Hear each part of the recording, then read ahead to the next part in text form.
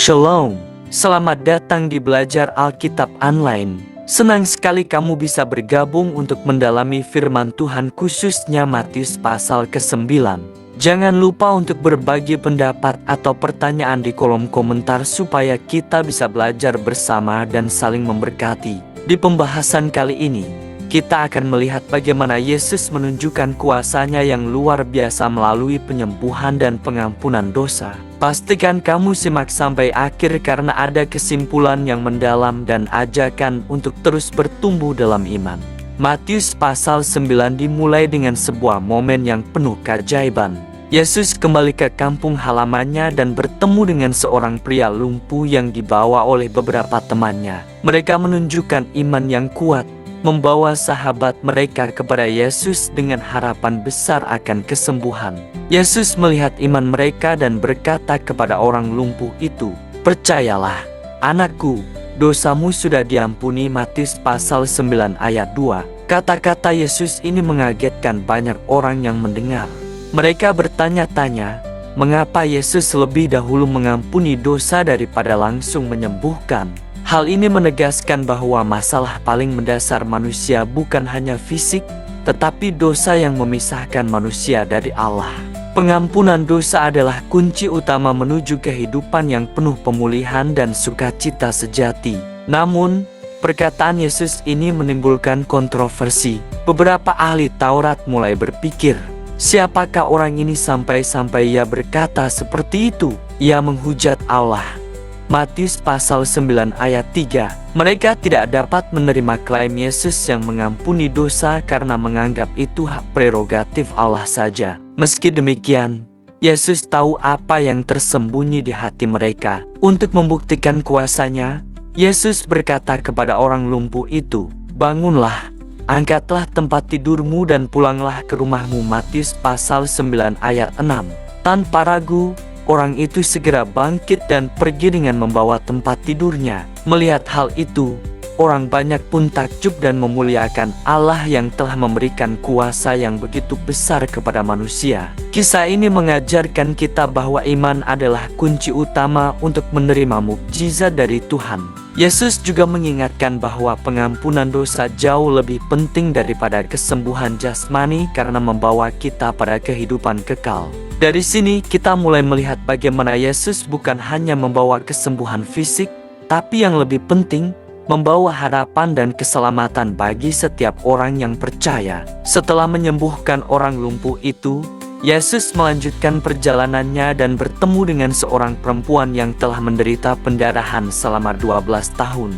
Bayangkan betapa berat penderitaannya, baik secara fisik maupun emosional, karena dalam budaya waktu itu, penyakitnya membuatnya dianggap najis dan terpisah dari masyarakat. Namun, perempuan itu tidak menyerah. Dia percaya bahwa hanya dengan menyentuh jubah Yesus, dia akan sembuh. Ketika perempuan itu menyentuh jubah Yesus, Yesus segera merasakan kuasa keluar dari dirinya. Dia pun berbalik dan berkata, "Tenanglah, anakku, imanmu telah menyelamatkan engkau." Matius pasal 9 ayat 22. Perempuan itu pun sembuh seketika. Kata-kata Yesus bukan hanya menunjukkan kuasa-Nya, tapi juga menegaskan bahwa imanlah yang menjadi jalan bagi kesembuhan dan keselamatan. Tak jauh dari situ, Yesus juga bertemu dengan ayah seorang anak yang sakit keras. Anak itu sedang sekarat, dan ayahnya datang dengan harapan besar kepada Yesus. Yesus mendengar permintaan tersebut dan langsung berkata, "Jangan takut, percayalah saja." Matius pasal 9 ayat 22. Kata-kata itu adalah sumber pengharapan bagi banyak orang yang menghadapi ketidakpastian dan ketakutan. Yesus kemudian menyembuhkan anak itu dari jarak jauh, menunjukkan bahwa kuasa-Nya tidak terikat oleh ruang dan waktu. Kisah-kisah ini menegaskan bahwa Yesus adalah sumber harapan bagi mereka yang putus asa dan dalam kesulitan. Dia tidak hanya peduli pada kondisi fisik, tetapi juga pada iman dan kebutuhan terdalam manusia. Kita belajar dari bagian ini bahwa dalam segala pergumulan hidup, iman kepada Yesus memberikan kekuatan dan pengharapan yang tak tergoyahkan. Ketika kita meletakkan kepercayaan penuh padanya, Tidak ada yang mustahil baginya untuk dilakukan. Inilah yang terus menguatkan banyak orang hingga hari ini. Setelah menyelesaikan beberapa penyembuhan yang menakjubkan, Yesus melihat orang banyak yang mengikutinya. Melihat keadaan mereka yang seperti domba tanpa gembala, hati Yesus pun tergerak penuh belas kasihan. Dia tahu bahwa mereka bukan hanya butuh makanan jasmani, tetapi juga rohani. Mereka haus akan pengharapan, pengampunan, dan hidup baru yang hanya bisa diberikan oleh Tuhan. Yesus kemudian memanggil murid-muridnya dan berkata, "Tuaian memang banyak, tetapi pekerja sedikit." Matius pasal 9 ayat 37.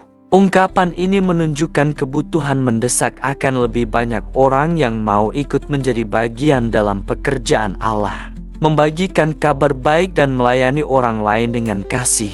Kemudian ia memberikan perintah penting, "Mintalah kepada Tuhan yang mempunyai tuaian, supaya ia mengutus pekerja-pekerja ke dalam tuaiannya." Matius pasal 9 ayat 38.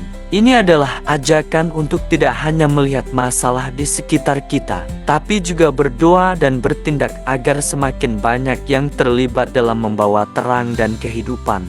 Bagian ini mengajarkan kita tentang pentingnya kepedulian dan peran aktif dalam pelayanan. Kita dipanggil bukan hanya menjadi penonton, tapi pelaku yang membawa perubahan nyata dalam kehidupan orang lain. Yesus ingin agar kita memiliki hati yang penuh kasih dan siap menjawab panggilannya. Apa yang Yesus sampaikan di sini masih sangat relevan untuk kita hari ini. Dunia ini masih dipenuhi dengan jiwa-jiwa yang membutuhkan pertolongan dan pengharapan. Dengan iman yang hidup dan doa yang tulus, kita bisa menjadi bagian dari tuaian yang besar itu. Selanjutnya, Matius pasal 9 juga mencatat bagaimana Yesus menerima undangan makan di rumah seorang pemungut cukai bernama Matius. Pemungut cukai dikenal sebagai orang yang dicela oleh banyak orang karena dianggap korup dan pengkhianat bangsa. Namun, Yesus justru tidak menolak undangan itu. Ia duduk bersama dengan orang-orang berdosa dan pemungut cukai lainnya. Ketika orang Farisi melihat Yesus makan bersama mereka, mereka mulai mengeluh dan menganggap bahwa Yesus salah memilih pergaulan. Mereka berkata kepada murid-murid Yesus, "Mengapa gurumu makan bersama-sama dengan pemungut cukai dan orang-orang berdosa?" Matius pasal 9 ayat 11. Ini menunjukkan betapa tajamnya pandangan mereka terhadap siapa yang layak untuk didekati. Namun Yesus menjawab dengan bijak, "Bukan orang sehat yang memerlukan tabib, tetapi orang sakit. Pergilah belajar apa arti aku ini.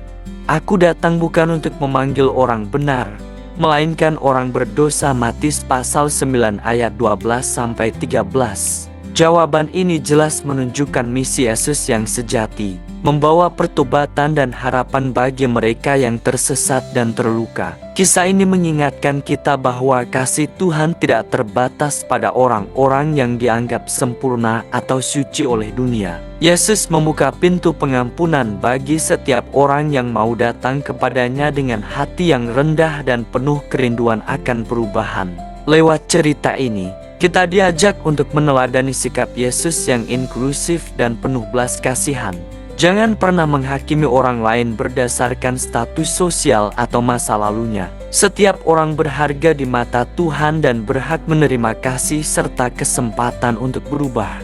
Dalam pertemuan itu juga, Yesus ditanya oleh murid Yohanes tentang mengapa murid-muridnya tidak berpuasa seperti orang Farisi dan murid-murid Yohanes. Yesus menjawab dengan sebuah perumpamaan yang penuh makna. Orang tidak menambal kain baru pada kain lama, sebab tambalan baru itu akan merobek kain lama, dan sobek itu menjadi lebih parah. Matius pasal 9 ayat 16. Yesus menjelaskan bahwa saat ini adalah waktu yang tepat untuk sukacita dan perayaan, bukan berpuasa. Ia mengajak mereka memahami bahwa kedatangannya membawa hal baru yang berbeda dengan tradisi lama. Tidak seorang pun yang minum anggur yang baru mau anggur lama, sebab anggur yang baru itu baik, dan anggur yang lama itu harus dibuang. Matius pasal 9 ayat 17. Penjelasan ini menegaskan bahwa dengan hadirnya Yesus, Pola hidup lama yang penuh aturan ketat harus diubah dan disambut dengan hati yang terbuka terhadap cara baru yang dibawa oleh Injil. Ini juga menjadi ajakan bagi kita untuk tidak terpaku pada kebiasaan lama yang mungkin menghambat pertumbuhan rohani kita. Kita diajak untuk menerima dan merayakan pembaruan yang Tuhan berikan dalam hidup kita. Kadang perubahan memang sulit dan menantang, tapi seperti anggur baru yang segar, hidup baru dalam Kristus membawa sukacita dan harapan yang tidak bisa digantikan oleh cara lama. Setelah mengajarkan tentang anggur baru dan kain baru, Yesus melanjutkan karyanya dengan melakukan lebih banyak penyembuhan yang menakjubkan.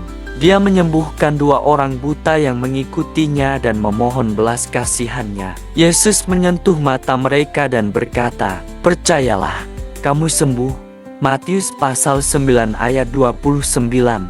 Seketika itu juga, penglihatan mereka pulih kembali.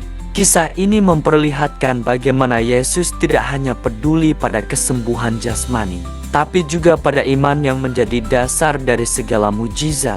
Dia mengajak mereka percaya, dan iman itulah yang membuka pintu bagi kesembuhan mereka. Tidak hanya itu, Yesus juga mengusir setan dari seorang yang bisu. Orang yang selama ini tidak bisa berbicara itu tiba-tiba bisa berbicara dengan jelas setelah setan itu pergi. Matius pasal 9 ayat 32-33. Reaksi orang banyak sangat luar biasa. Mereka tercengang dan berkata, "Hal seperti ini belum pernah terjadi di Israel." Penyembuhan-penyembuhan ini menegaskan bahwa kuasa Yesus mengatasi segala penyakit, keterbatasan, bahkan kuasa gelap yang mengikat manusia. Dia membawa pembebasan penuh yang tidak hanya memulihkan tubuh tapi juga jiwa. Dari kisah ini kita belajar bahwa ketika kita percaya dan datang kepada Yesus dengan iman, tidak ada yang mustahil. Dia sanggup menyentuh dan mengubah setiap bagian kehidupan kita yang terluka dan terbelenggu.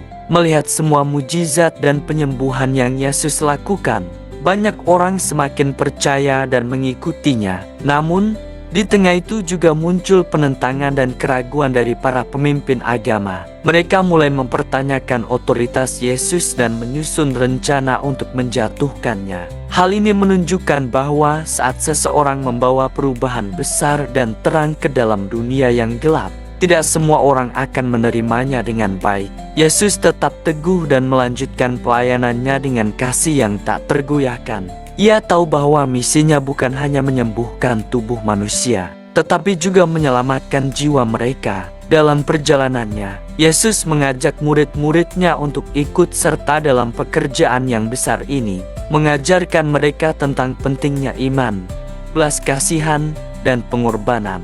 Kisah-kisah dalam Matius pasal 9 mengajarkan kita tentang keberanian untuk tetap setia pada panggilan Tuhan meskipun menghadapi tantangan dan penolakan. Kita diingatkan bahwa pekerjaan Tuhan tidak selalu mudah, tapi selalu penuh arti dan berbuah berkat bagi banyak orang. Inilah yang harus kita pegang dalam kehidupan rohani kita, bahwa ketika kita setia mengikuti panggilan Tuhan, meskipun ada rintangan dan tantangan, Tuhan selalu menyertai dan memperkuat kita. Dia mengajak kita untuk menjadi terang dan garam di dunia ini, membawa harapan dan kasih bagi mereka yang membutuhkan. Dalam kelanjutan pelayanannya, Yesus memperlihatkan kasih dan kuasa-Nya yang luar biasa melalui beberapa penyembuhan yang penuh keajaiban. Salah satunya adalah ketika Yesus menghidupkan kembali anak seorang pemimpin rumah ibadat yang telah meninggal. Ketika Yesus tiba di rumah itu, suasana sudah penuh kesedihan dan keputusasaan. Orang-orang menangis dan meratapi kehilangan itu. Namun, Yesus berkata dengan penuh keyakinan, "Orang anak itu tidak mati, tetapi tidur." Matius pasal 9 ayat 24. Kata-kata ini mungkin terdengar aneh bagi banyak orang, tapi Yesus menggunakan perumpamaan itu untuk menunjukkan kuasa-Nya atas kematian. Dengan suara yang penuh otoritas, Ia memerintahkan anak itu untuk bangun, dan anak itu pun hidup kembali. Peristiwa ini menunjukkan bahwa tidak ada yang mustahil bagi Yesus. Bahkan kematian sekalipun tunduk di hadapannya. Hal ini menguatkan iman para murid dan semua yang menyaksikan kejadian itu. Mereka melihat bahwa Yesus bukan hanya penyembuh biasa, tapi Sang Juru Selamat yang membawa hidup dan pengharapan. Kisah ini juga mengingatkan kita bahwa dalam situasi yang paling gelap dan putus asa, iman kepada Yesus bisa membawa keajaiban. Dia mampu mengubah kesedihan menjadi sukacita dan kematian menjadi kehidupan. Dengan iman yang teguh, kita dapat percaya bahwa Yesus selalu hadir untuk menyertai dan menguatkan kita dalam segala keadaan. Selain mukjizat menghidupkan kembali anak pemimpin rumah ibadat, Yesus juga menunjukkan belas kasihannya yang besar kepada seorang perempuan yang menderita pendarahan kronis selama 12 tahun. Perempuan itu sudah mencoba segala cara untuk sembuh, namun usahanya selalu gagal dan membuatnya semakin putus asa. Ketika ia mendengar tentang Yesus, muncul keyakinan dalam hatinya bahwa dengan hanya menyentuh jubahnya, ia akan sembuh. Dengan penuh harap dan keberanian, perempuan itu berdesak-desakan di antara orang banyak. Dan ketika jubah Yesus tersentuh tangannya, seketika itu juga penderitaannya berhenti. Matius pasal 9 ayat 20-22. Yesus segera merasakan ada kuasa yang keluar darinya, lalu berbalik dan bertanya, "Siapakah yang menyentuh aku?" Perempuan itu ketakutan dan gemetar, lalu maju dan mengaku. Yesus berkata kepadanya, "Tenanglah, anakku, imanmu telah menyelamatkan engkau." Matius pasal 9 ayat 22. Peristiwa ini mengajarkan kita bahwa iman yang tulus dan berani mampu membawa keajaiban dalam hidup kita, bahkan dalam keadaan yang paling sulit sekalipun. Ketika kita percaya kepada Yesus dengan sepenuh hati, Dia akan menyentuh dan mengubah keadaan kita. Kisah ini juga memperlihatkan betapa pribadi Yesus peduli dengan setiap orang yang datang kepadanya. Ia tidak hanya melihat keadaan luar, tetapi menyelami hati dan memberikan penghiburan serta harapan yang nyata. Di bagian akhir Matius pasal 9, kita melihat bagaimana Yesus terus menguatkan dan mengutus murid-muridnya untuk melanjutkan pekerjaan yang besar. Ia memberikan kuasa kepada mereka untuk menyembuhkan dan mengusir roh jahat, serta mengutus mereka berkhotbah dan memberitakan kerajaan surga. Matius pasal 9 ayat 35-38. Yesus mengingatkan murid-muridnya akan kebutuhan yang besar di dunia ini. Tuaian memang banyak, tetapi pekerja sedikit. Matius pasal 9 ayat 37. Dia mengajak mereka dan juga kita semua untuk berdoa dan memohon agar Tuhan mengirimkan lebih banyak pekerja ke ladang tuaian.